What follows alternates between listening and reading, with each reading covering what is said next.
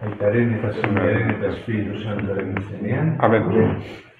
Dios te salve María, llena eres de gracia, el Señor es contigo. Bendita eres entre todas las mujeres, y bendito es el fruto de tu vientre Jesús. Santa María, Madre de Dios, ruega por nosotros pecadores, ahora y en la hora de nuestra muerte. Amén.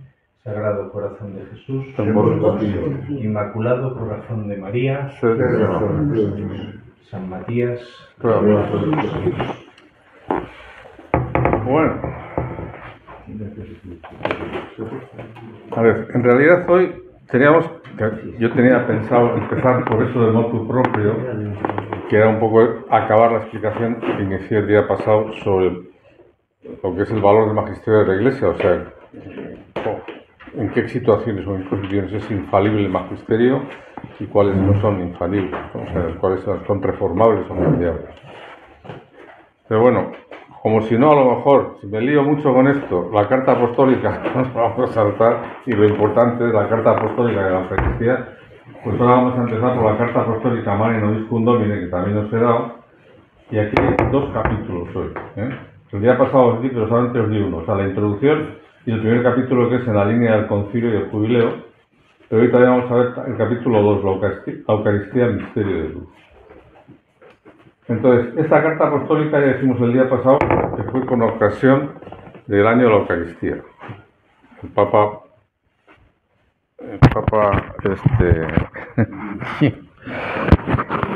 convocó un año de la Eucaristía, y para convocar el año de la Eucaristía escribió esta carta apostólica. En la carta apostólica, al principio, ahora veremos enseguida, dice que, claro, que aunque trata de la Eucaristía, no va a tratar toda la Eucaristía, que ya había tratado antes en la encíclica Ecclesia de Eucaristía, que nos explicó Pablo la vez pasada, bueno, en el mes anterior.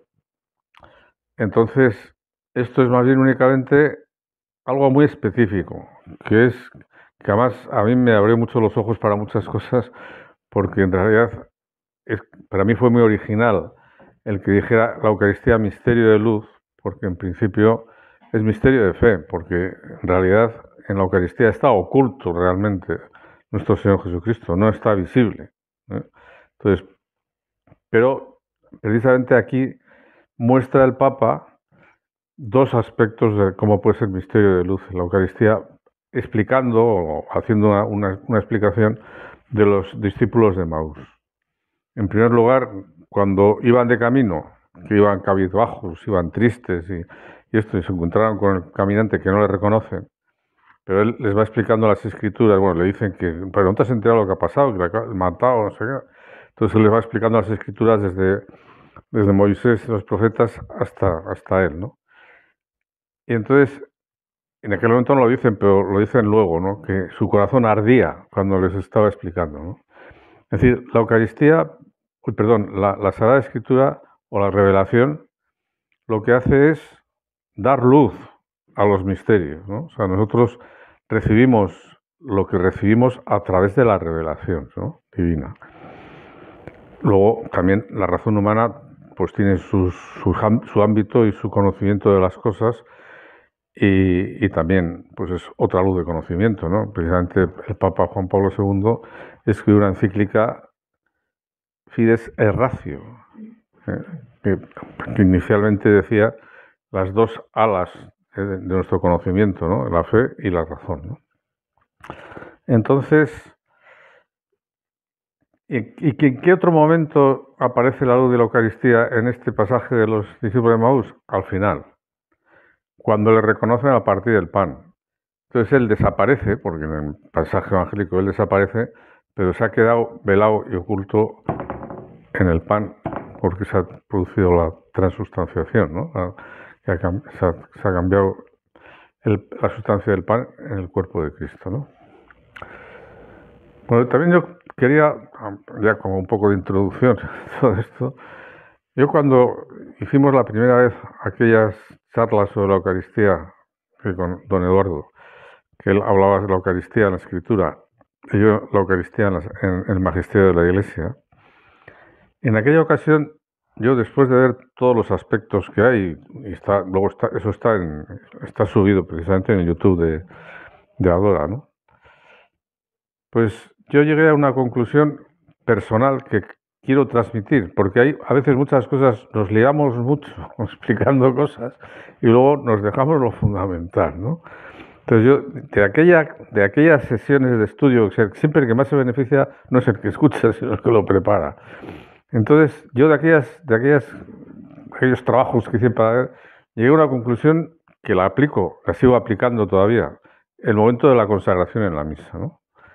Pues doy gracias por dos cosas. Una, porque se actualiza de forma incongruente el sacrificio de la cruz allí mismo, en el altar.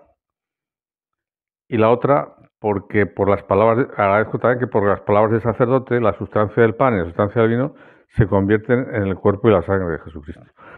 Eso me parece a mí que es lo más esencial del misterio de la Eucaristía en la misa. Luego viene la comunión, bueno, pues que es en realidad un banquete, lo que en el ámbito, el lugar en el cual Jesucristo instituyó la Eucaristía, ¿no? En la cena pascual, ¿no? Pero, y que es un banquete de comunión, para comunión Dios con nosotros y nosotros entre nosotros también, ¿no? Que es el otro aspecto que tiene, muchas veces no lo destacamos suficientemente, ¿no? Pero a mí lo que me parece fundamental es eso que os he dicho, ¿no? Y hay otros temas también que también se suele hablar mucho y se explica muchas cosas, pero luego con tres conceptos quedan muy claros, ¿no? Otro tema, porque podía haber salido, a lo mejor no va a salir porque es otro de los temas que en la encíclica Evangelium Vitae de Juan Pablo II, aunque no es una definición dogmática o típica según la definición ex cátedra, ¿no? Pero es una doctrina infalible que todos los actos aquellos que vayan en contra de la vida humana son gravemente ilícitos, ¿no? Y entonces el Papa dice, porque está en la Sagrada Escritura, porque la tradición apostólica lo ha transmitido y también porque el magisterio de la Iglesia lo ha enseñado con constancia a lo largo de todos los siglos. Entonces, y eso lo mismo también lo dice sobre la eutanasia. En la eutanasia hace una aclaración y es que dice, bueno, el término eutanasia no aparece para nada en la Escritura. Tampoco el aborto como tal, pero sí aparece el embrión, porque hay un título en el que se cita, creo que es un salmo, ¿no? No sé por qué me lío con esto. Bueno, el caso es que da una explicación que se utiliza la razón para incluir aquello, porque la eutanasia, por razón sabemos que es disponer de la vida cuando indebidamente, por decirnos, nadie puede disponer de la vida más que Dios, entonces nosotros no podemos disponer de la vida.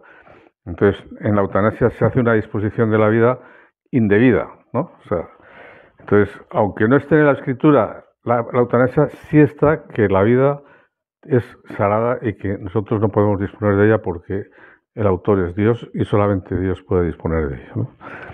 Bueno, vale. Entonces yo, por ejemplo, con el tema, así como os he dicho, la Eucaristía, esto es como un contraste muy gordo. La Eucaristía con el aborto son cosas muy... Aquí estamos hablando un poco de la doctrina y el fundamento de la doctrina y el magisterio, lo que sea, ¿no? Que también puedes tratar distintos temas, ¿no? Y yo con el tema del aborto siempre tengo también tres conceptos muy claros, que alguno no lo dice nadie. Primero, que es un humanicidio. Yo he llegado a oír decir como mucho que es un genocidio, pero no, es mucho más que un genocidio, es un humanicidio, porque no distinguen si es de una raza, si es de otra raza, de una religión, de otra religión, de un país, de otro país, si es hombre o si es mujer. Es indiferente, se los cargan, sea lo que sea, y es un ser humano, es una vida humana, luego es un humanicidio. El segundo concepto es con medios de destrucción masiva. Cuando la guerra de Irak, bueno, cuando justificaron los estadounidenses por hacer la guerra a Saddam Hussein, dijeron que era porque había armas de destrucción masiva, ¿no? Bueno, pues los abortos se practican con elementos o con medios de destrucción masiva, o bien sea por unos, según el momento, porque destruyen la célula con unos elementos químicos que la destruyen, o también cuando, según lo que yo vi en una ocasión, que hacía muchos años que esto, pero yo solía solía poner en algunas clases de ética, solía poner una película que era de un médico que había hecho muchos abortos, pero que luego se dio cuenta de la burrada que estaba haciendo y luego se dedicó todo el resto de su vida a hacer campaña contraria y hizo una película en la que se ve un aborto, que es vamos, el Cristo silencioso, se llama, el doctor Nathanson. Entonces, ahí se explica muy bien, pero yo luego he visto otras todavía mucho más claras, en las cuales le aplastan la cabeza a la criatura, lo trocean y luego lo aspiran. Entonces digo yo, joder, o sea, se están quejando porque le meten una espada o lo que sea a un toro, que me parece bien que se quejen, porque tiene una sensibilidad de que no quiere ver sufrir. ¿Y qué pasa? ¿Y esto? ¿Cómo puede ser que aquí no tenga una sensibilidad? Y la otra, el otro caso, en esa película del doctor Nathanson, ponía cuando el feto era muy grande, entonces daban una inyección salina en la cual quemaban a la criatura, que salía abrasada completamente, o sea, lo mataban con un producto químico, con un ácido, y luego salía la criatura, una vez muerta, lo sacaban y salía rojo, o sea, de rojo, es lo que a mí me parece impresionante. Y el tercer concepto, que es este, lo decía el Papa Francisco, ¿no? Lo hacen unos sicarios. Un sicario es uno que mata a otra persona por dinero, ¿no? Que eso es lo que más, tanto les reventó, me parece que fue en Bruselas, ¿no? Que no sé si le declararon, ¿cómo es? No grata, persona no grata al Papa. Una universidad católica. Una universidad católica, ¿no? Por haber dicho eso, ¿no? Que a mí me parece que los tres conceptos lo dejan muy claro, ¿no? Lo importante es la Eucaristía, o sea, fijaos en la Eucaristía, ¿no? En dar gracias porque se actualiza de forma incruenta el sacrificio de la cruz en el momento de la consagración, y luego porque también en ese momento, por las palabras del sacerdote, la sustancia del pan y la sustancia del vino se convierten en el cuerpo y la sangre de Jesucristo, que es lo que nos permite luego comulgar y estar unidos con Jesucristo. Bien, bueno, pues entonces vamos a ver un poco esta carta apostólica Mane Nobiscum Domine. Empieza la introducción con la última cosa que le dicen los discípulos de Maús a Jesucristo cuando ya habían llegado allí, al sitio donde se iban a quedar. Que quédate con nosotros, Señor, porque atardece y el día va de caída. Y esto que tenéis aquí está sacado de la carta, ¿eh? No se imaginaban que aquel desconocido fuera precisamente su maestro ya resucitado. No obstante, habían experimentado cómo ardía su corazón mientras él les hablaba explicando las Escrituras. Aquel caminante era un rayo de luz que despertaba la esperanza y abría su espíritu al deseo de la plena luz. Quédate con nosotros, suplicaron, y él aceptó. También luego un poco más adelante hay otro texto en el que, claro, la Eucaristía también, en este año especialmente, que es el año de la esperanza, la Eucaristía es lo que fomenta la esperanza. Porque es que Él se queda con nosotros hasta el fin de los tiempos precisamente en la Eucaristía, no de otra manera. Bueno, también puede estar de otra manera, porque la presencia de Jesucristo, entonces, hay múltiples presencias, como ya explicó muy bien el obispo el día pasado, ¿no? Bueno, el icono de los discípulos de Maús viene bien para orientar un año en el que la Iglesia estará dedicada especialmente a vivir el misterio de la Santísima Eucaristía. Cuando el encuentro llega a su plenitud, cuando llega al final, a la luz de la palabra se añade, no pone la luz, pero es la luz que brota del pan de vida, con el cual Cristo cumple a la perfección su promesa de estar con nosotros todos los días hasta el fin del mundo. La fracción del pan, como al principio se llamaba la Eucaristía, ha estado siempre en el centro de la vida de la Iglesia. Por ella, Cristo hace presente a lo largo de los siglos el misterio de su muerte y resurrección, que acontece en ese momento que os he dicho yo, en la consagración. En ella se le recibe a Él en persona como pan vivo que ha bajado del cielo, y con Él se nos da la prenda de la vida eterna, merced a la cual se pregusta el banquete eterno en la Jerusalén celeste. Varias veces y recientemente en la encíclica de Ecclesia de Eucaristía he invitado a la Iglesia a reflexionar sobre la Eucaristía. Por tanto, en este documento no pretendo repetir las enseñanzas ya expuestas a las que me remito para que se profundicen y asimilen. No obstante, he considerado que sería de gran ayuda, precisamente para lograr este objetivo, un año entero dedicado a este admirable sacramento. Como es sabido, el año de la Eucaristía abarca desde el octubre de 2004 a octubre del 2005. También, como sabéis, en abril de 2005 es cuando falleció el Papa. El Papa Juan Pablo II había convocado este año de la Eucaristía, pero murió, vamos a decir, en la mitad del año, ¿no? En la mitad del año murió.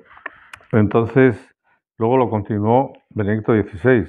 Entonces, o un sínodo, o sea, había dos acontecimientos. Había un congreso eucarístico en Guadalajara, México, y luego estaba la Asamblea Ordinaria del Sínodo de los Obispos, que era en octubre del 2005. Y después no de todos los sínodos, pero de casi todos los sínodos, hay una exhortación apostólica. Ya vimos el día pasado, entre los tipos de documentos que había, hay unos que se llaman exhortación apostólica, que suelen coincidir generalmente con los sínodos de los obispos. Catequesis Tradendae, Evangelium Nuntium, bueno, todas esas, ¿no?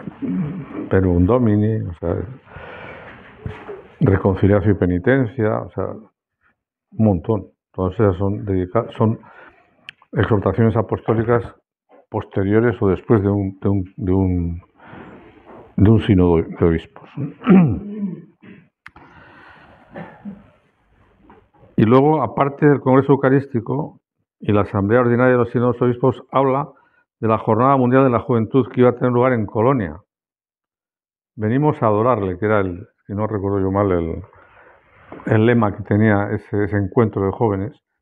Y fue la primera vez que en la campa de allí, yo no estaba, pero por lo que vi en la televisión y por lo que me contaron mis hijos, la primera vez que estuve expuesto a la Eucaristía toda la noche. O sea, que fue Benedicto XVI, con este empujón de Juan Pablo II, que empezó lo de la adoración allí, en la campa aquella. Bueno, en la línea del concilio y del jubileo, este es el primer capítulo, ¿no? Con la mirada puesta en Cristo. Dice, hace 10 años, o sea, está hablando de 1994, tuve el gozo de indicar a la Iglesia el camino de preparación para el gran jubileo del año 2000. Consideré que esta ocasión histórica se perfiló en el horizonte como una gracia singular. Luego se dio una decepción, lo dice, ¿no? Ciertamente no me hacía ilusiones de que un simple dato cronológico, aunque fuera sugestivo, comportara de por sí grandes cambios. Desafortunadamente, después del principio del milenio, los hechos se han encargado de poner de relieve una especie de cruda continuidad respecto a los acontecimientos anteriores, y a menudo solo los peores.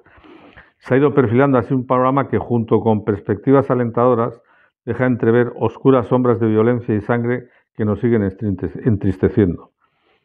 Pero invitando a la Iglesia a celebrar el jubileo de los 2000 años de la Encarnación, estaba muy convencido, y lo estoy todavía más que nunca, de trabajar a largo plazo para la humanidad. Y aquí hay una cosa que me parece digna de considerar, claro, la penséis, ¿no? Porque dice, Cristo no solo es el centro de la historia de la Iglesia, que lo es, claro, sino también de la historia de la humanidad. Todo se recapitula en Él. Hemos de recordar el vigor con el cual el Concilio Ecuménico Vaticano II, citando al Papa Pablo VI, afirmó que Cristo es el fin de la historia humana, el punto en el que convergen los deseos de la historia y de la civilización, centro del género humano, gozo de todos los corazones y plenitud de sus aspiraciones.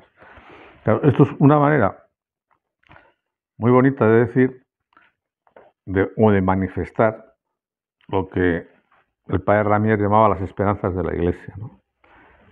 O sea, hay en la humanidad, en las sociedades, aunque no lo parezca, porque parece bien lo contrario, pero hay un deseo o un movimiento interno de que la realidad, o sea, la realización plena y la perfección de toda la sociedad humana en el mundo es precisamente Jesucristo, ¿no? Bien. Al inicio de mi pontificado en la encíclica Redemptor Hominis, expuse ampliamente esta temática que he retomado en otras ocasiones, que en el verbo hecho carne se revela no solo el misterio de Dios, sino también el misterio del hombre mismo. Dice, en el verbo encarnado, en la carta apostólica Tercio Milenio Adveniente escribí, el 2000 será un año intensamente eucarístico. En el sacramento de la Eucaristía del Salvador, encarnado en el seno de María, hace 20 siglos, continúa ofreciéndose a la humanidad como fuente de vida divina. El Congreso Eucarístico Internacional celebrado en Roma concretó este aspecto del Gran Jubileo.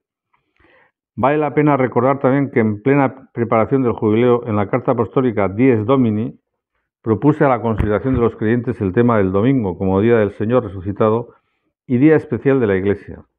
Invité entonces a todos a redescubrir el corazón del domingo en la celebración eucarística. Yo tengo varias cartas, aparte de esta manera de Obispo Domini, una es esa, pero es también un poco larga y en alguna otra ocasión que se quisieran hacer pues otras sesiones sobre la Eucaristía, pues se podía hacer una relación de otras cartas apostólicas que tratan con eso. Además, el Papa Juan Pablo II, yo creo que todos los años, el día de Jueves Santo, escribió una carta a los sacerdotes sobre la Eucaristía. Bien. Luego, contemplar con María el rostro de Cristo, ¿no? Dice, la herencia del Gran Jubileo se recogió en cierto modo en la carta apostólica Novo Milenio Ineunte, que es del 6, si no me acuerdo, del 6 de enero o el 7 de enero del 2001. En este documento de carácter programático sugirió una perspectiva de compromiso pastoral basado en la contemplación del rostro de Cristo en el marco de una pedagogía eclesial capaz de aspirar a un alto grado de santidad, al que se llega especialmente mediante el arte de la oración. Y tampoco podía faltar en esta perspectiva el compromiso litúrgico y, de modo particular, la atención a la vida eucarística. Escribí, entonces, en el siglo XX, especialmente a partir del concilio, la comunidad cristiana ha ganado mucho en el modo de celebrar los sacramentos, sobre todo la Eucaristía. Es preciso insistir en este sentido dando un realce particular a la Eucaristía dominical y al domingo mismo, sentido como día especial de la fe, día del Señor resucitado y del don del Espíritu, verdadera Pascua de la semana. En el contexto de la educación a la oración, invité también a cultivar la liturgia de las horas con la que la Iglesia santifica el curso del día y la sucesión del tiempo en la articulación propia del año litúrgico. Y posteriormente, con la convocatoria del año del Rosario y la publicación de la Carta Apostólica Rosarium Virginis Mariae, mediante la reiterada propuesta del Rosario, volví a proponer la contemplación del rostro de Cristo desde la perspectiva mariana. Dice, esta oración tradicional, el Rosario, tan recomendada por el Magisterio y tan arraigada en el pueblo de Dios, tiene un carácter marcadamente bíblico y evangélico, centrado sobre todo en el nombre y el rostro de Jesús, contemplando sus misterios y repitiendo las Avemarías. Dice, y luego dice que he querido que esta forma privilegiada de contemplación completara su estructura de verdadero compendio del Evangelio, integrando en ella los misterios de la luz. Dice, y no corresponde a la Santísima Eucaristía estar en el vértice de los misterios de la luz. Y ahora, pues yo voy a hacer un comentario de estos dos hechos, la Eucaristía y la Virgen, recordando que cuando hicimos aquellas sesiones con Eduardo, yo lo recordé, un sueño de San Juan Bosco, ¿no? que es cuando la atentan al Papa, que va en un barco, que es la iglesia, está rodeada de todos, tirándole petardos, bombas y de todo, y parece como que va a naufragar, y entonces aparecen dos columnas, ¿no? En una está la Eucaristía y en otra está la Inmaculada. Entonces, cuando el Papa ata, por así decirlo, o fija la embarcación a esas dos columnas, desaparece el peligro. Así que esto es como un aviso, ¿no? Porque él tuvo el atentado, o sea, Papa Juan Pablo II. O sea, yo no sé si este año y esos dos años que hizo uno de la Eucaristía y otro del Rosario, si estaban vinculados con ello, ¿no? Y ahora que hemos hablado del Rosario, también quiero decir que fue León XIII el que consideró o puso en marcha lo del mes de octubre como mes del Rosario. Y además, aunque luego ha dado una cierta confusión, no es importante la confusión, pero la confusión, dijo que en ese mes, cuando se rezaba el Rosario, se añadirían las letanías. Pero no porque las letanías vayan unidas al Rosario, como la gente generalmente cree. Son dos actos de piedad diferentes. Uno es el Rosario y otro son las letanías. Que como León XIII hizo eso en el mes de octubre, propuso eso, luego la gente lo unió y le pareció que eran las dos, pero son dos diferentes, ¿eh? De hecho, por ejemplo, bueno, pues tú puedes rezar las 4 partes del misterio, del rosario, o sea, los misterios gozosos, gloriosos, luminosos y gloriosos, y una vez las letanías, claro, porque la letanía solamente es un acto de piedad, y el rosario puede ser completo cuando consideras todos los misterios, y no solo unos, ¿no? Como se hace a veces. Luego aquí también es otra indicación personal. La gente suele estar muy, aquellos, los lunes, los gozosos, los martes, los dolorosos, los miércoles, los gloriosos. Pero yo me parece mejor según la época litúrgica. Por ejemplo, yo en Pascua, por ejemplo, pues a lo mejor rezo los gloriosos todos los días. Porque es cuando estás pensando en la resurrección, acabas de la resurrección, estás ya pendiente de la ascensión. Bueno, pues no sé. Bueno, pues eso. Y lo mismo, por ejemplo, pues no sé, pues en la Semana Santa pues rezar los dolorosos, ¿no? O sea, no vas a rezar los gloriosos el miércoles santo, ¿no? El jueves santo sí puedes rezar los luminosos, porque es el de la Eucaristía, es cuando se instituyó la Eucaristía. Pero quiero decir que conviene tener una cierta sensibilidad con la liturgia, que es el arte de rezar, es el arte de creer. O sea, quiero decir que a nosotros la liturgia nos ayuda, ¿no? a vivir la fe, ¿no? Y como dice el Papa de una manera especial, por ejemplo, los sacramentos han ganado un montón a raíz de la reforma litúrgica del Concilio Vaticano II. Entonces, bueno, pues es otro a tener en cuenta, ¿no? A procurar seguirlos con interés, dedicación y entrega, ¿no? Bueno, del año del Rosario al año de la Eucaristía, dice. Justo en el corazón del año del Rosario promulgué la encíclica Ecclesia de Eucaristía, en la cual ilustré el misterio de la Eucaristía en su relación inseparable y vital con la Iglesia. Exhorté a todos a celebrar el sacrificio eucarístico con el esmero que se merece, dando a Jesús presente en la Eucaristía, incluso fuera de la misa, un culto de adoración digno de un misterio tan grande. Recordé sobre todo la exigencia de una espiritualidad eucarística, presentando el modelo de María como mujer eucarística. Eso ya nos explicaron también. El año de la Eucaristía tiene pues un trasfondo que se ha ido enriqueciendo de año en año. Es decir, primero empieza con contemplar el rostro de Cristo, luego contemplar el rostro de Cristo a través de los ojos de María o del rosario, de las manos de María, hay varias expresiones, y luego viene contemplar el rostro eucarístico de Cristo, que es en el año de la Eucaristía, ¿no?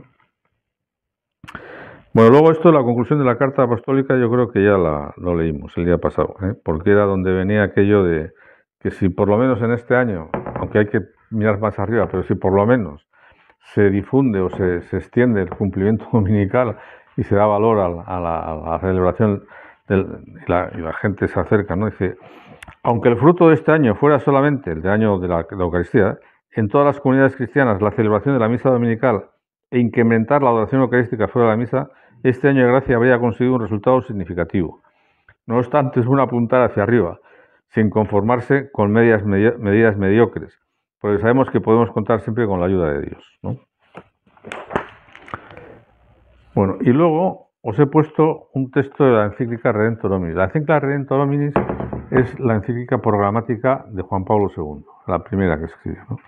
Casi todos los papas lo primero que escriben, o la primera encíclica que escriben, es una encíclica programática, un poco en la que establecen, hay que esperar ahora a ver la que hizo León XIV, porque suele ser pues significativo lo que van a hacer. En esta, aunque aquí no sé, aquí ya lo he quitado me parece, pero aparece muy bien también esa idea de que la Iglesia nace de la Eucaristía. O sea, ya lo tenía todo más o menos genial en su mente Juan Pablo II, ¿no? Bien. Y entonces en el número 20 de esta encíclica Redemptor Hominis dice, no es lícito ni en el pensamiento, ni en la vida, ni en la acción quitar a este sacramento verdaderamente santísimo su dimensión plena y su significado esencial.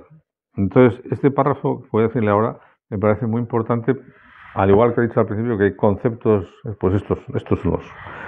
Es al mismo tiempo sacramento sacrificio, sacramento comunión, sacramento presencia. Es decir, sacramento sacrificio, digamos, se produce, como hemos dicho antes, en el momento de la consagración. Sacramento comunión, cuando se parte la comunión. Y sacramento presencia, cuando se adora al Santísimo después de la misa, ¿no? Y aunque es verdad que la Eucaristía fue siempre y debe ser ahora la más profunda revelación y celebración de la fraternidad humana de los discípulos y confesores de Cristo, no puede ser tratada solo como una ocasión para manifestar esta fraternidad. Al celebrar el sacramento del cuerpo y de la sangre del Señor, es necesario respetar la plena dimensión del misterio divino, el sentido pleno de este signo sacramental en el cual Cristo, realmente presente, es recibido. El alma se llena de gracia y es dada la prenda de la futura gloria. De aquí deriva el deber de una rigurosa observancia de las normas litúrgicas y de todo lo que atestigua el culto comunitario tributado a Dios mismo. Y luego viene un párrafo de todos en la Iglesia, pero sobre todo los obispos y los sacerdotes, deben vigilar para que ese sacramento de amor sea el centro de la vida del pueblo de Dios, para que a través de todas las manifestaciones del culto debido se procure devolver a Cristo amor por amor, para que Él llegue a ser verdaderamente vida de nuestras almas. Ni por otra parte podemos olvidar jamás las siguientes palabras de San Pablo: examínese pues el hombre a sí mismo y entonces coma del pan y beba del cáliz. Bueno, pues hemos visto el primer capítulo, hemos visto la conclusión de la carta apostólica y hemos traído aquí un texto de la encíclica Redemptor Hominis de Juan Pablo II. Por ejemplo, la encíclica programática de Pío XI me parece que fue la Ui Arcanum. La de Pablo VI, Ecclesiam Suam, sobre el diálogo, ¿no? La de Juan Pablo II, Redemptor Hominis. Y la de Benedicto XVI me parece que es la de la caridad, ¿no? Caritas in Veritate o algo así, ¿no? Deus Caritas Est. O Deus Caritas Est. Bueno, pues vamos a ver el capítulo segundo, que es la Eucaristía, misterio de luz, que es lo que he dicho yo, que para mí de esta carta es lo que más me llamó la atención. Y empieza con un texto de San Lucas 24-27, les explicó lo que se refería a él en toda la Escritura. El relato de la aparición de Jesús resucitado a los dos discípulos de Maús nos ayuda a enfocar un primer aspecto del misterio eucarístico que nunca debe faltar en la devoción del pueblo de Dios, la Eucaristía, misterio de luz. Claro, porque San Pablo VI escribe una encíclica llamada Mysterium Fidei, misterio de fe. ¿Y qué es lo que se dice después de la consagración? Después de la consagración en el pan y del vino, que este es el misterio de nuestra fe. Entonces, cuando la respuesta, que luego ya vendrá también por aquí, porque anunciamos tu muerte, proclamamos tu resurrección, o sea, se habla de la pasión y muerte y resurrección de Jesucristo. Y luego se dice, ven Señor Jesús, o sea, tiene una tensión escatológica a la segunda venida. O sea, es que está todo, no falta nada ahí. El momento de la consagración es el momento clave de nuestra vida. Bueno, ¿en qué sentido puede decirse esto y qué implica para la espiritualidad y la vida cristiana? Jesús se presentó a sí mismo como la luz del mundo, y esta característica resulta evidente en aquellos momentos de su vida como la transfiguración y la resurrección, en los que resplandece claramente su gloria divina.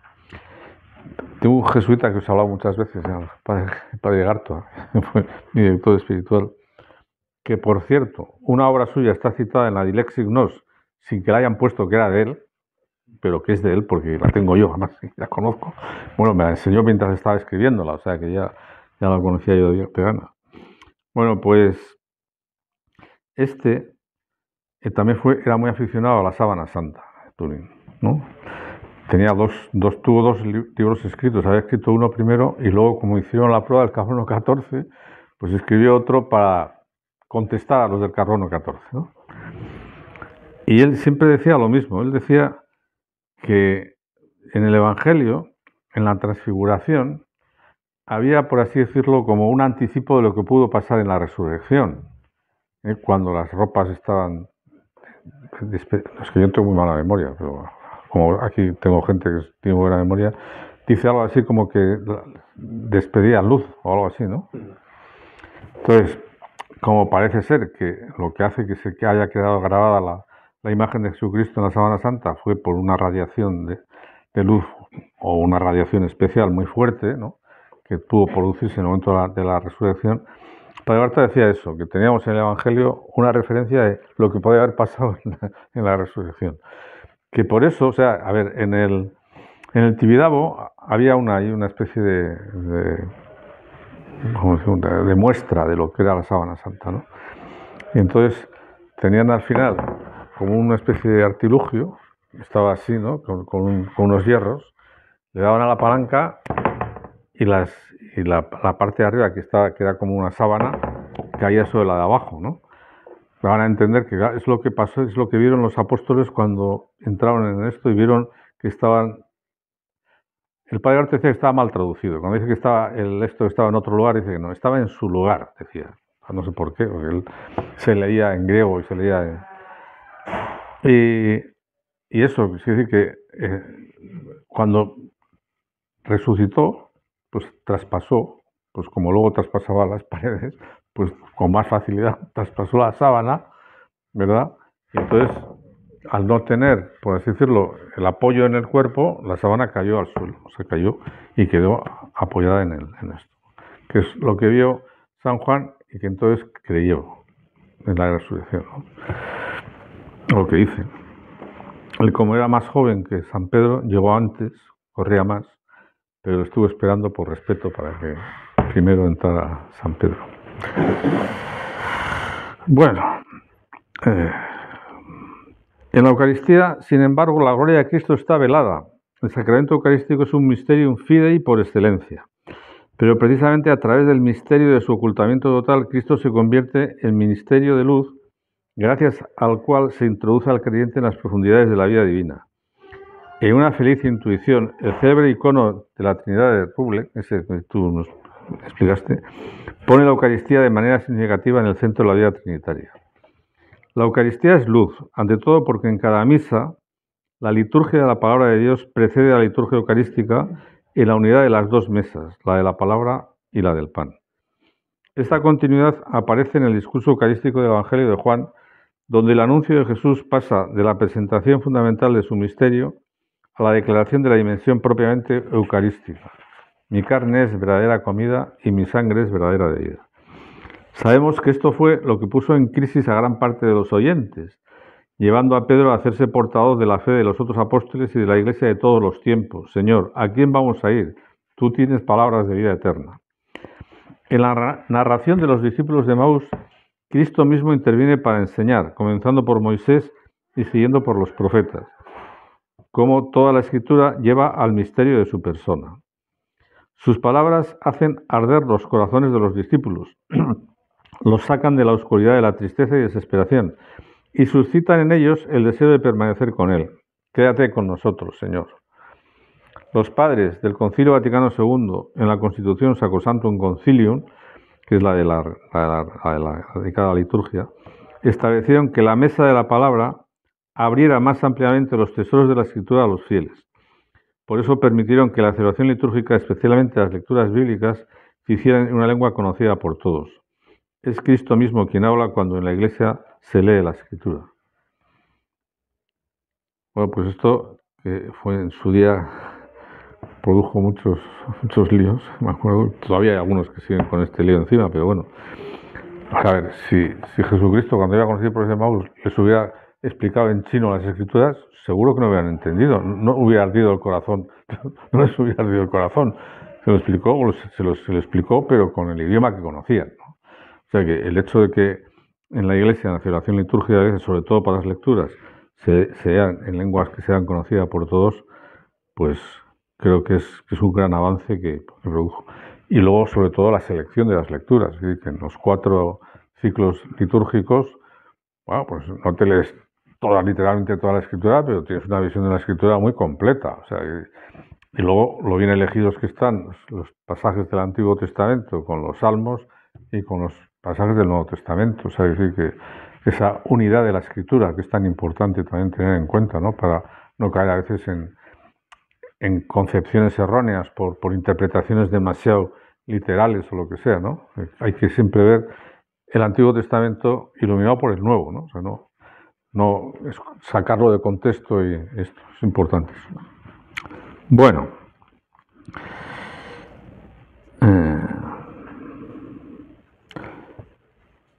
y luego dice, al mismo tiempo, los padres del concilio recomendaron encarecidamente la homilía como parte de la liturgia misma, destinada a ilustrar la palabra de Dios y actualizarla para la vida cristiana. 40 años después del concilio, el año de la Eucaristía puede ser una buena ocasión para que las comunidades cristianas hagan una revisión sobre este punto.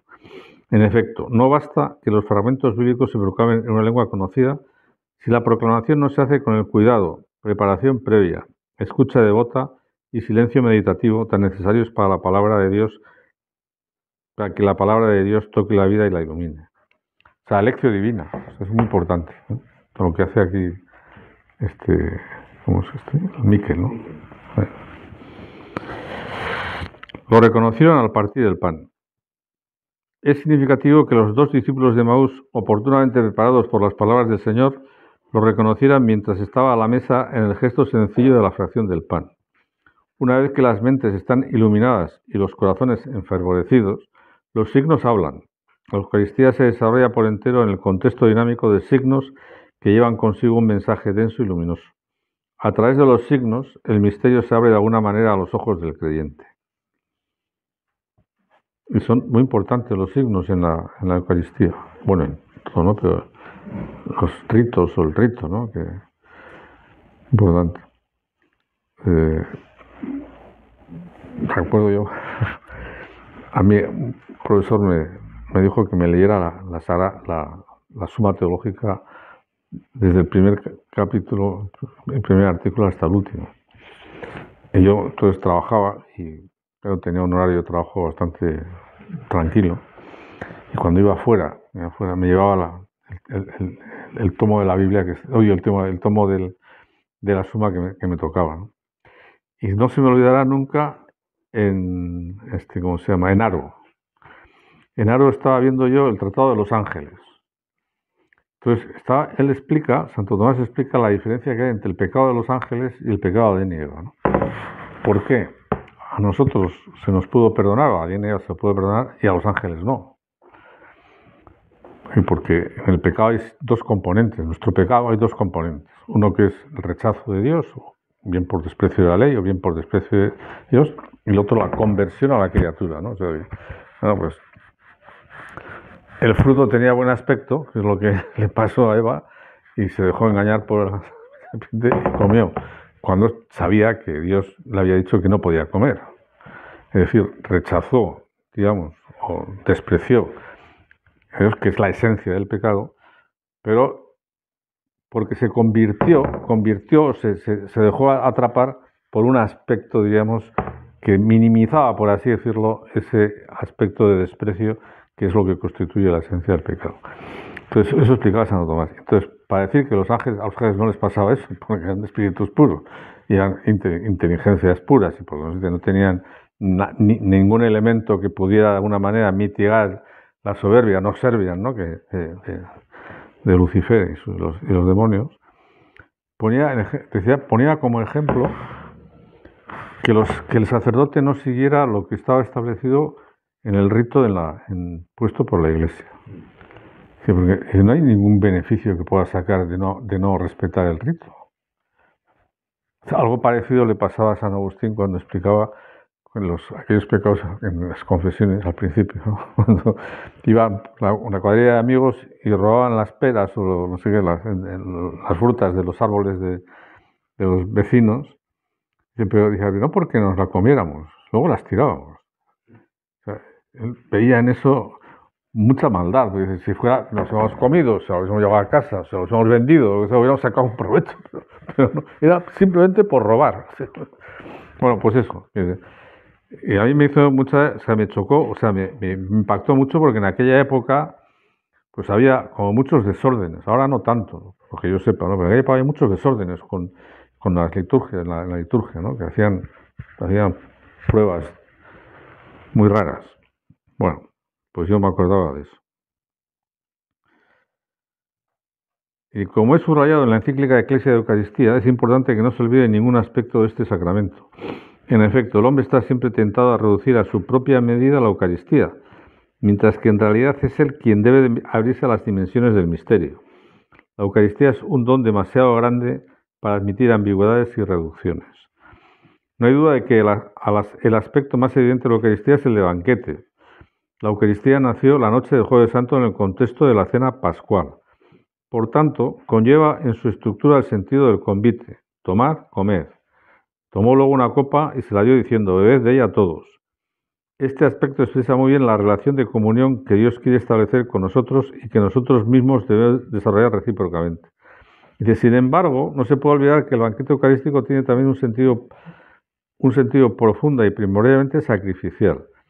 En él Cristo nos presenta el sacrificio ofrecido una vez por todos en el Gólgota. Aun estando presente en su condición de resucitado, él muestra las señales de su pasión, de la cual cada Santa Misa es su memorial, como nos lo recuerda la liturgia, con la aclamación después de la consagración. Esto también es del Nuevo Orden. Anunciamos tu muerte, proclamamos tu resurrección, y no pone aquí, pero ven Señor Jesús. Al mismo tiempo, mientras actualiza el pasado, la Eucaristía nos proyecta hacia el futuro de la última venida de Cristo, al final de la historia. Este aspecto escatológico da al sacramento eucarístico un dinamismo que abre al camino cristiano el paso a la esperanza. Voy a contar una anécdota. Si no, tú luego, si quieres, tú luego quitas lo que esto, ¿no? Había un programa en televisión, una televisión así como un poco rancia, intereconomía, que se llama Lágrimas en la lluvia. Entonces, ahí solían poner una película y luego pues hacían una especie de diálogo. Pues solía ir Sayés, por ejemplo, una vez leía Sayés, y también solía ir uno, el jesuita es el astrónomo, Carrera. Y también solían llamarle a uno que era muy lefebriano, pero muy lefebriano. Y no sé, en una de esas sesiones se metió precisamente con la consagración de la misa.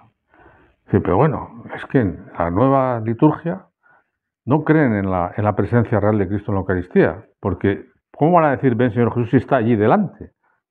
Claro, no había entendido que lo que se trataba es de la venida escatológica, la segunda venida. Pero bueno, lo digo como curiosidad nada más. Bueno, y luego yo creo que ya... Yo estoy con vosotros todos los días, ¿no? Todos estos aspectos de la Eucaristía confluyen en lo que más pone a prueba nuestra fe, el misterio de la presencia real. Junto con toda la tradición de la Iglesia, nosotros creemos que bajo las especies eucarísticas está realmente presente Jesús, ¿no? A mí, os recuerdo, pero a mí el texto ese de la Redentor Hominis, de sacramento, sacrificio, sacramento, comunión, sacrificio y presencia, me parece que esos tres conceptos, ¿no? Claro, el sacramento y misterio no son dos términos sinónimos, ¿eh? O sea, son parecidos, pero no son sinónimos. Todo sacramento es misterio, pero no todo misterio es sacramento. Pues en el sacramento siempre hay un elemento sensible que está ocultando una realidad que no se ve, ¿eh? Que trasciende a los sentidos, ¿no? Pero, por ejemplo, no sé, hay misterios como la virginidad de María que no son sacramentos, porque es un misterio simplemente, ¿no? O sea, bueno, nada más. Luego, celebrar, adorar, contemplar, ¿no? Gran misterio de la Eucaristía, misterio que ante todo debe ser celebrado bien. Es necesario que la Santa Misa sea el centro de la vida cristiana y que en cada comunidad se haga lo posible por celebrarla decorosamente, según las normas establecidas, con la participación del pueblo, la colaboración de los diversos ministros en el ejercicio de las funciones previstas para ellos y cuidando siempre el aspecto sacro que debe caracterizar la música litúrgica.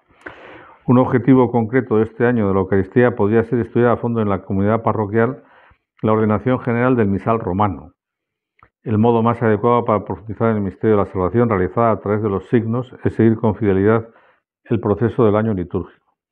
Los pastores deben dedicarse a la catequesis mistagógica, tan valorada por los padres de la Iglesia, la cual ayuda a descubrir el sentido de los gestos y las palabras de la liturgia, o sea, los ritos que se emplean, ¿no?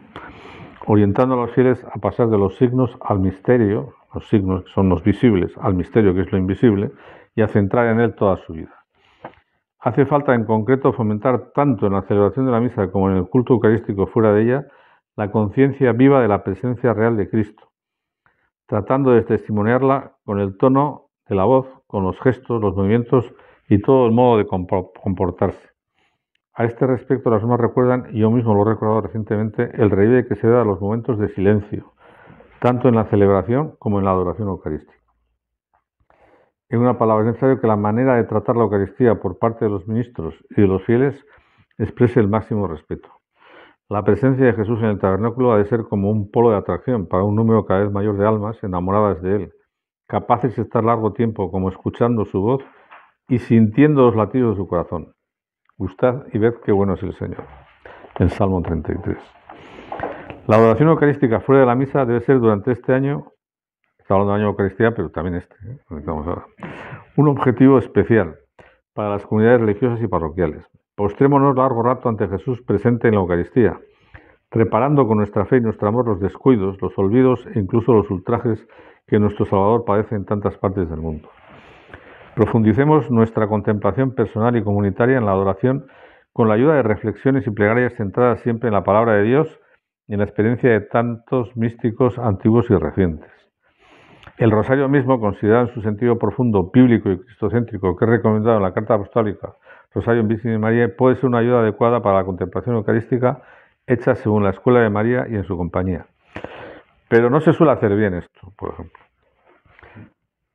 Cuando están rezando las Ave Marías como si fueran ametralladoras, ¿verdad? Disparando tiros, pues eso no es lo que dice esto. O sea, está hablando en la presencia, cuando está en la presencia, hay que rezar el rosario, pero de una manera contemplativa, fundamentalmente contemplando los misterios y rezando las Ave Marías, pero no es necesario que se vaya corriendo, sino que con una cierta pausa, ¿no?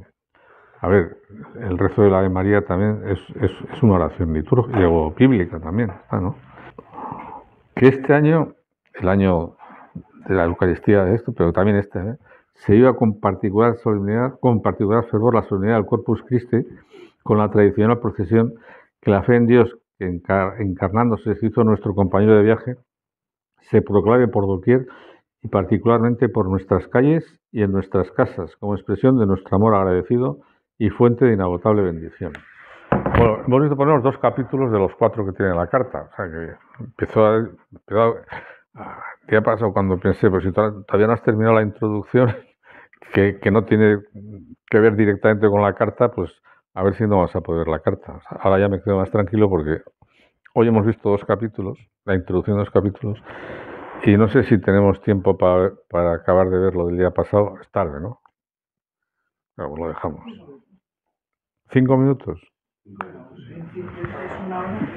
Bueno, os he dado otro cacharro, otro papel.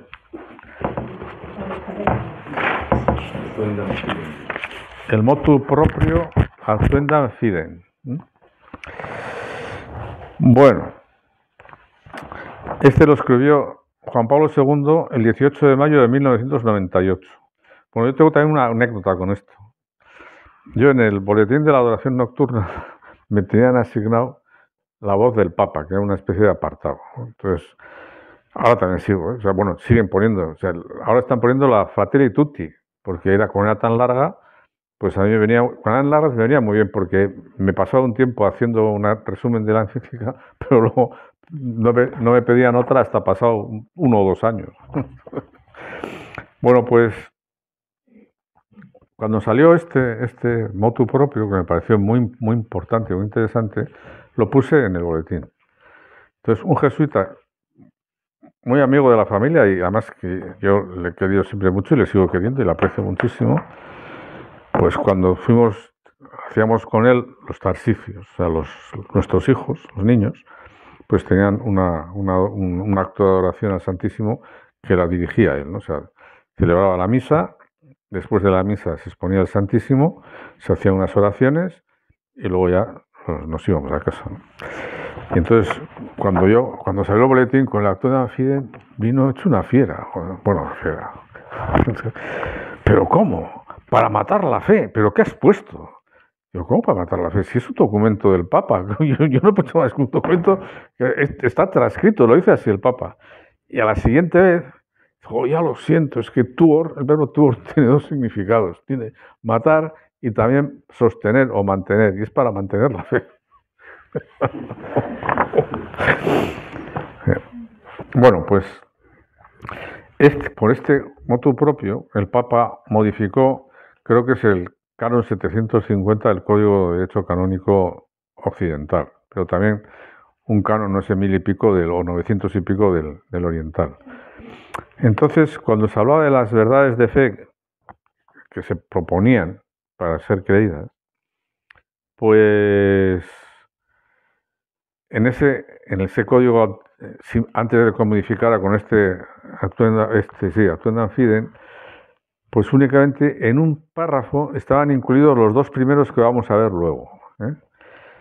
Claro, la gente entendía que únicamente eran verdades irreformables o enseñanza irreformable los dogmas de fe, para entenderlo.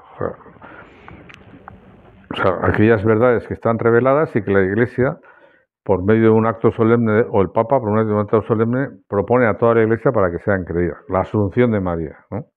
Es el último, ¿no? La Inmaculada Concepción, de Pío IX, ¿no? La infalibilidad pontificia, el Concilio Vaticano I. Bueno, todos esos son dogmas de fe, ¿no? Entonces, algunos pensaban que solamente esas verdades eran en las que había que creer y que eran irreformables, ¿no? Y que no había ninguna otra más.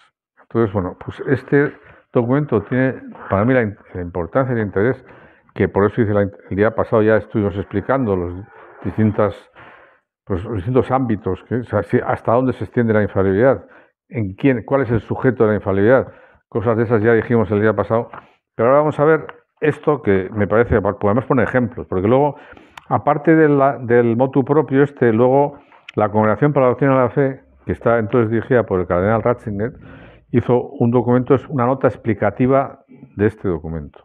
Y ahí es donde pone ejemplos de los distintos tipos de verdades y cuál es, diríamos, la exigencia en cada uno de ellos, ¿no? Bien.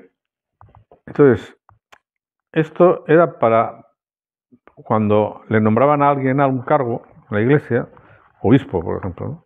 Tenía que hacer un juramento y en ese juramento llevaba consigo la lectura o la aceptación del símbolo niceno-constantinopolitano, y luego le añadían aquí 3 cosas.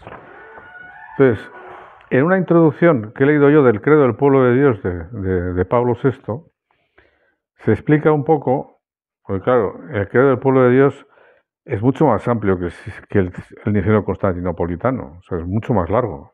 Hay muchas más verdades expuestas, ¿no?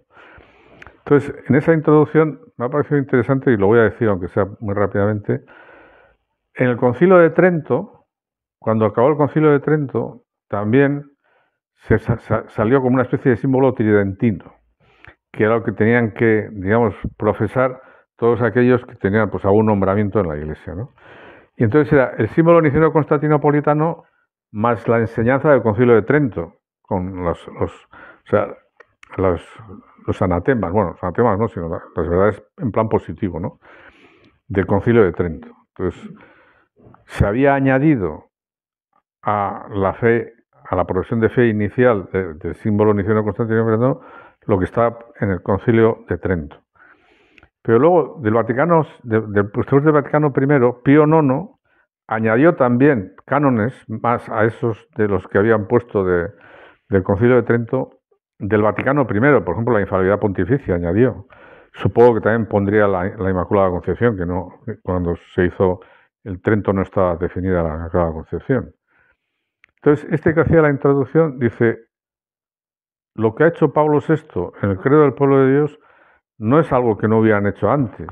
Lo que pasa es que y luego vino todavía el juramento antimodernista de San Pío X. San Pío X también propuso que cuando a alguien le iban a ordenar sacerdote o lo que sea, tenía que hacer el juramento antimodernista, que llevaba consigo el símbolo niceno-constantinopolitano, y luego pues todas las condenas ir en contra de todo lo que estaba condenado del modernismo, ¿no? También. Entonces, Pablo VI, en un momento determinado, suprimió eso, el juramento antimodernista. Y lo que hizo fue poner el símbolo niceno-constantinopolitano y una frase, una expresión, en la cual, y todas aquellas verdades que la Iglesia ha propuesto a lo largo de los siglos para no sé qué, tal. De una manera implícita estaba todo el contenido. Estaba lo del Trento, estaba lo del Vaticano I, estaba lo del modernismo, estaba todo incluido, ¿no? Entonces, aquí lo que Juan Pablo II hizo es quitar eso de Pablo VI y poner esto nuevo. O sea, que es el símbolo niceno-constantinopolitano y 3 frases que tienen que decir, ¿no? Niveles de verdades expuestas por el magisterio de la Iglesia y tipo de asentimiento debido. El primer nivel concierne las verdades transmitidas por la Iglesia como divinamente reveladas. Esas doctrinas están contenidas en la palabra de Dios escrita o transmitida y son definidas como verdades divinamente reveladas, pero de dos maneras, no solamente por medio de un juicio solemne del romano pontífice cuando éste habla es cátedra, o por el colegio de los obispos reunidos en concilio, o bien son propuestas infaliblemente por el magisterio ordinario y universal. Es decir, el magisterio ordinario y universal puede proponer para creer verdades reveladas sin hacer un uso, diríamos, de la prerrogativa ex cátedra. Eso está en el Vaticano I, es un canon del Vaticano I. Entonces se dice, estas doctrinas, las que están de este primer nivel, requieren el ascenso de fe teologal por parte de todos los fieles. Por esta razón, quien obstinadamente las pusiera en duda o las negara, caería en herejía, como lo indican los respectivos cánones de los códigos canónicos. Bueno, aquí también voy a hacer otro comentario. Bueno, yo no sé si estoy haciendo demasiado largo esto, ¿no? Probablemente sí. Pero hay otra cosa que hay, bueno, no sé cómo decirte, digo, yo no soy una persona que haya estudiado demasiadas cosas, ¿no? He estudiado bastantes, pero no demasiadas. Pero quiero decir que yo tengo muy claro lo que es una herejía y lo que no es una herejía. O sea, una persona que, no sé cómo decirte, que diga algo que va en contra de un precepto de derecho natural, cometerá un error, pero no una herejía. Herejía es negar una verdad revelada por Dios y propuesta por la Iglesia para ser creída como divinamente revelada. O sea, negar un artículo del credo, por ejemplo, eso sería una herejía. Que Dios es creador del mundo, o que Jesucristo murió por nosotros, o eso sería una herejía. Pero, no sé, cualquier otra cosa que uno pueda decir que no tenga que ver con una verdad revelada, no tiene por qué ser herejía. Puede ser un error, puede ser una equivocación, puede ser... Y bueno, pues yo me he dado cuenta, a mí me ha sorprendido muchísimo pues cosas que he estado oyendo que decían, es una herejía, eso es una herejía, y no eran herejías. O sea, podían ser interpretaciones discutibles, podían ser, pero herejías no. O sea, porque no se correspondían con verdades que estaban reveladas en la Escritura o en la tradición y propuestas como tales para ser creídas, ¿no? Entre otras cosas porque únicamente se cree por la fe aquellas verdades que sobrepasan la razón. También se puede creer verdades que no sobrepasan la razón, pero que nuestra razón no las puede conocer y sin ese conocimiento pues no entenderíamos nada o no podríamos, por ejemplo, la existencia de Dios. La existencia de Dios es una verdad de doble orden. Para el que no conoce la demostración o no tiene conocimiento de cómo la demostración por la razón, pues es una verdad de fe. Pero ¿por qué es tan imprescindible esa verdad? Como si no puedes aceptarla. Si no crees que Dios existe, no puedes pensar que Dios se ha podido comunicar con nosotros. Entonces no puedes creer en la revelación ni nada de lo que contiene la revelación. O sea, te cargas todo. A la existencia de Dios es la verdad fundamental. Entonces, bueno, no es una verdad, es una verdad que se puede conocer por la razón, pero para el que no conoce por la razón, la puede conocer por la fe, perfectamente. Bueno, ejemplos. A las verdades correspondientes al primer apartado pertenecen los artículos de la fe del credo y los demás dogmas cristológicos y marianos, la doctrina de la institución de los sacramentos por parte de Cristo y su eficacia en lo que respecta a la gracia, la doctrina de la presencia real y sustancial de Cristo en la Eucaristía y la naturaleza sacrificial de la celebración eucarística, la fundación de la Iglesia por voluntad de Cristo, la doctrina sobre el primado y la infalibilidad del romano pontífice, la doctrina sobre la existencia del pecado original, la doctrina sobre la inmortalidad del alma y sobre la retribución inmediata después de la muerte, la inerrancia de los textos sagrados inspirados, la doctrina acerca de la grave inmoralidad de la muerte directa y voluntaria de un ser humano inocente. Bueno, y vamos a dejar con el primer nivel y el próximo día veremos el segundo nivel y el tercero, si podemos, espero que sí, porque ya veremos el tercer capítulo de la carta y luego vemos esto para completar. Y haremos una recopilación para